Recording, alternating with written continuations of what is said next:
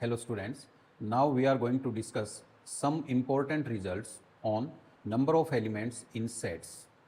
यानी कि सेट्स में नंबर ऑफ एलिमेंट्स जो होते हैं उन पे कुछ इम्पोर्टेंट रिजल्ट्स होते हैं, तो उनको हम डिस्कस करेंगे।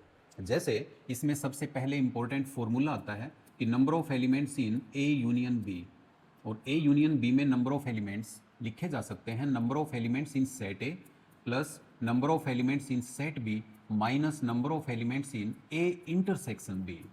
तो ये जो फॉर्मूला है इसको अच्छे से समझने के लिए हम एक वेन डायग्राम कंसीडर करेंगे।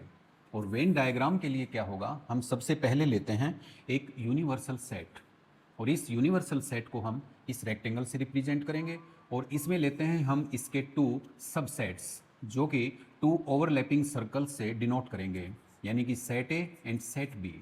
और प्यारे बच्चों ये ध्यान रहे कि ये टू ओवरलैपिंग सर्कल्स इस पूरे यूनिवर्सल सेट के रीजन को 2⁻² यानी कि 4 पार्ट्स में डिवाइड करते हैं। और अगर 2 की जगह पे 3 सर्कल्स होते तो वे इस पूरे यूनिवर्सल सेट के रीजन को 2⁻³ यानी कि 8 पार्ट्स में डिवाइड करते। और अगर 3 की जगह पे 4 ओवरलैपिंग सर्कल्स होते तो वे इस पूरे यूनिवर्सल सेट के रीजन को 2⁻4 यानी कि 16 पार्ट्स में डिवाइड करते। तो यहाँ पे ये 2 सर्कल्स हैं तो 4 रीजन्स हो गए। हम उन रीजन्स को मान लेते हैं region number 1, region number 2, region number 3। तो यहाँ पे रीजन नंबर 1 क्या रिप्रेजेंट करता है, रीजन नंबर 1 में केवल सेट ए के एलिमेंट्स हैं, सेट बी का कोई भी एलिमेंट इस रीजन में नहीं है। तो इसको हम रिप्रेजेंट कर सकते हैं ए इंटरसेक्शन बी कॉम्प्लीमेंट से। और रीजन नंबर 2 क्या है, रीजन नंबर 2 में सेट ए सेट बी के सभी कॉमन एलिमेंट्स हैं, तो region 2 can be represented as A intersection B. Similarly region 3 को हम कैसे रिप्रेजेंट कर सकते हैं, इसमें केवल सेट बी के एलिमेंट्स हैं, सेट ए का कोई भी एलिमेंट इस रीजन में इंक्लूड नहीं है सेट बी के रीजन में। तो फिर रीजन 3 को हम रिप्रेजेंट कर सकते हैं बी इंटरसेक्शन ए कॉम्प्लीमेंट। और इसी तरह से इन दोनों सेट से बाहर जो रीजन है रीजन नंबर 4, उसको हम कैसे रिप्रेजेंट कर सकते हैं, रीजन नंबर 4 में ना तो सेट ए का कोई एलिमेंट है और ना ही सेट बी का कोई एलिमेंट है। तो region number 4 can be represented as A complement intersection B complement.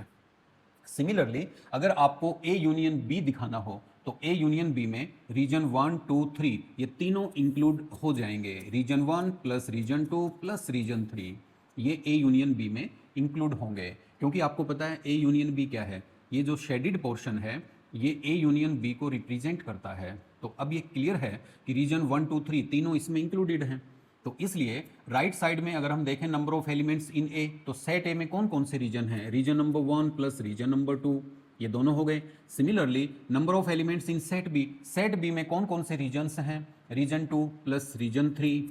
लेकिन अगर हम इन दोनों को ऐड करें तो इसमें रीजन 2 2 बार आ रहा है, यानी कि रीजन नंबर 1 इंक्लूड हो गया, रीजन 2 इंक्लूड हो गया, रीजन 3 इंक्लूड हो गया। लेफ्ट साइड में यही तीनों हैं, लेकिन रीजन 2 एक्स्ट्रा इंक्लूड हुआ है।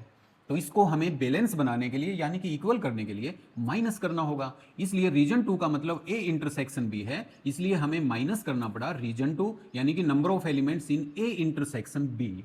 इसलिए ये फॉर्मूला बना कि number of elements in A union B is equal to number of elements in A plus number of elements in B minus number of elements in A intersection B. लेकिन अगर if sets A and B are disjoint sets,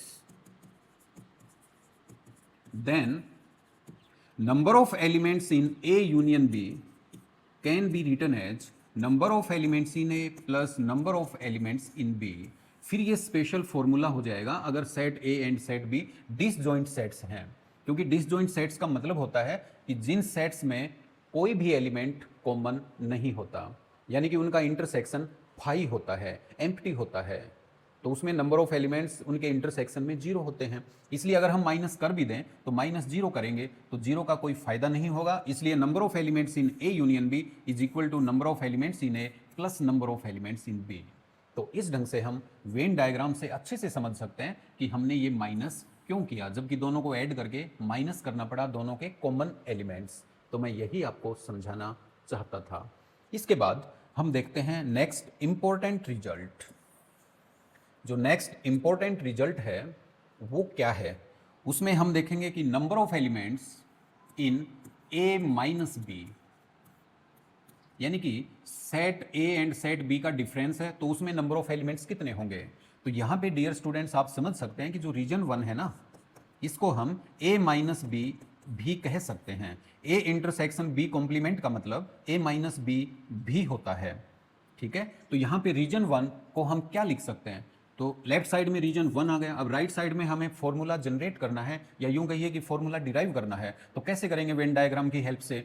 तो उसे हम number of elements in set ए की terms में express कर सकते हैं, यानी कि हम राइट डाउन कर सकते हैं number of elements in set A, और ऐसा करते ही टू रीजन्स इसमें इंक्लूड हो जाएंगे, रीजन 1 एंड रीजन 2, क्योंकि ये सेट ए में इंक्लूडेड है।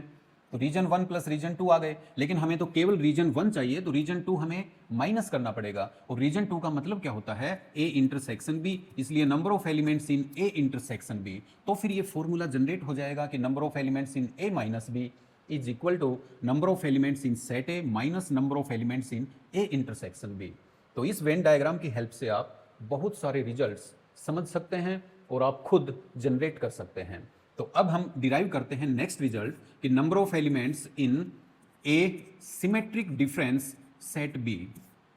अगर हम सेट ए और सेट बी का सिमेट्रिक डिफरेंस करें, तो सिमेट्रिक डिफरेंस का डियर स्टूडेंट्स आपको पता है कि सिमेट्रिक डिफरेंस का क्या मतलब होता है। ए एंड बी सेट का हम सिमेट्रिक डिफरेंस करें तो उसका मतलब होगा ए यूनियन बी में से हम क्या करेंगे कि set A and set B के जो कॉमन एलिमेंट्स हैं उनको हटा देंगे, रिमूव कर देंगे।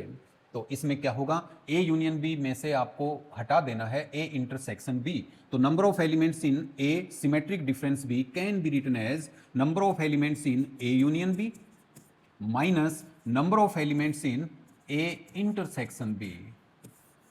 तो I hope you must have understood this important formula, क्योंकि आपको पता है, एक बार फिर बता देता हूं कि ए सिमेट्रिक डिफरेंस बी का क्या मतलब होता है।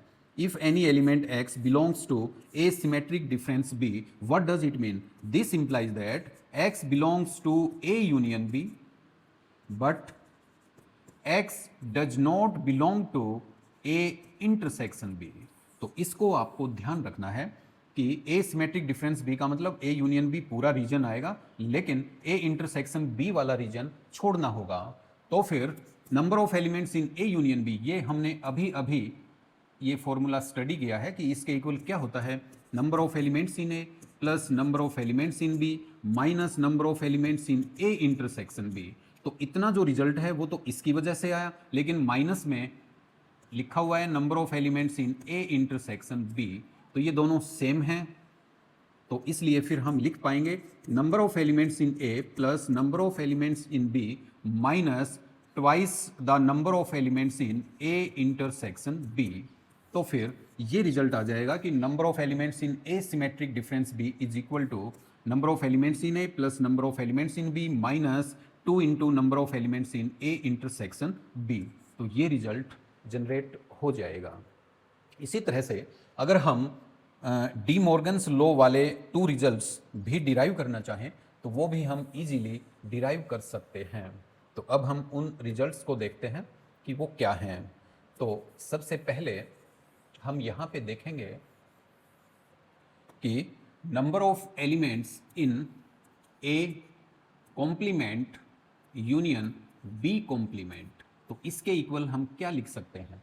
सिमिलरली अगर हमें वेन डायग्राम से तो हम इसको समझेंगे ही, इसी तरह का एक रिजल्ट हम और भी जो कि डी मॉर्गन्स लॉ पे बेस्ड होता है कि number of elements in A complement union की जगह पे हम इंटरसेक्शन यूज कर लें तो उसके इक्वल क्या आएगा। तो पहले इसको समझते हैं, फिर इस जैसा रिजल्ट ये है, number of elements in A complement union B complement.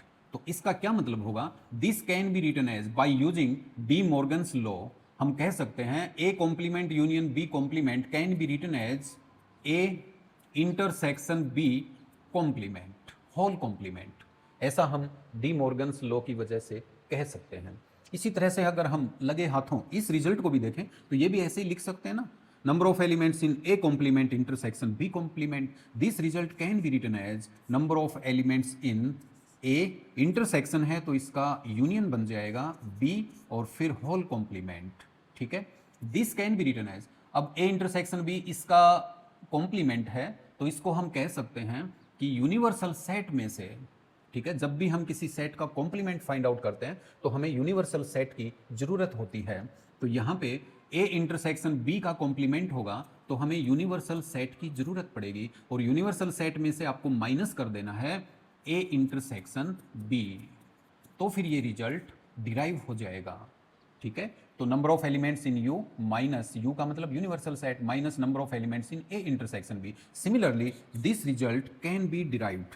कैसे होगा? Number of elements in A union B complement, इसके लिए भी हम number of elements in universal set करेंगे minus number of elements in A union B करेंगे।